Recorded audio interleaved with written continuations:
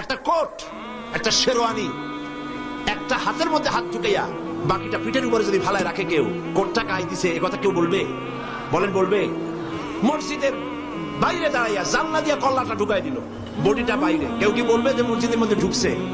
একটা পায়জামা বা প্যান্ট বা ট্রাউজার এর একটার মধ্যে ঠ্যাং একটা ঢুকাইয়া বাকিটা রাস্তায় টানতে টানতে আনতেছে, কেউ কি বলবে যে প্যান্ট পরছে? বলবে না। অনুরূপ ভাবে নামাজ পড়েন, রোজা রাখেন, কিন্তু ব্যাংকের সাথে সুদী লেনদেন করেন।